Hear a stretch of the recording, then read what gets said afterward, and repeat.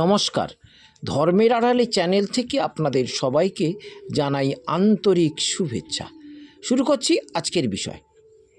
হিজড়া এবং বামুনের মধ্যে পার্থক্য কী? বিষয়টা খুবই গুরুত্বপূর্ণ, তাই বলছি দয়া করে পুরো ভিডিওটা দেখুন এবং আমার চ্যানেলটাকে সাবস্ক্রাইব করুন।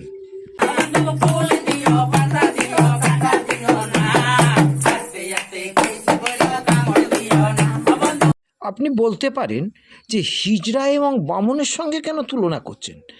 বামুন তো ধর্মগুরু, উচ্চশিক্ষিত, সমাজে প্রতিষ্ঠিত এক সম্প্রদায়, সেখানে নপুংসক হিজড়েদের কথা বলছেন কেন? তাহলে শুনুন, যারা উচ্চশিক্ষিত, যারা প্রকৃত ব্রাহ্মণ, তাদের পার্সেন্টেজটা কত? 1%। আর যারা দেহগত ফিট কিন্তু শাস্ত্রগত জ্ঞানত যারা আনফিট, তারা হিজড়ের মতো নপুংসক না তো অন্য কি হতে পারে?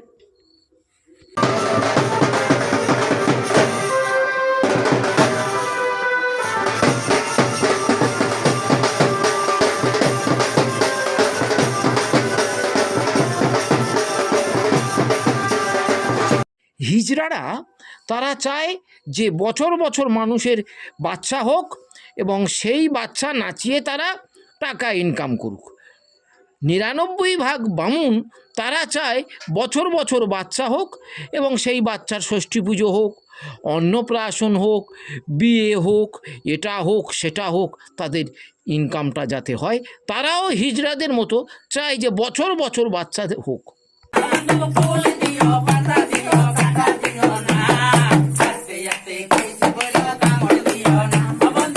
আপনি বলতে পারেন হিজড়ারা তো নেচে গেয়ে তারা তো মানুষের মন জয় করে, তাদের দেখলে তো মানুষ আছে, তারা তো নাচে গান করে, তারা তো নাচে, হিজড়ারা তো নাচে। তা আপনি দেখান তো বামুন কোথায় নাচে? বেশ ভালো কথা, এই কথা আপনারা বলতে পারেন। আমি যখন হিজড়ার সঙ্গে বামুনের তুলনা করেছি, এ প্রশ্ন আসতে পারেন। তাহলে দয়া করে আমার এই ভিডিওটা দেখুন, দেখলেই বুঝতে পারবেন যে বামুনরা হিজড়ার মতো নাচে কি নাচে না।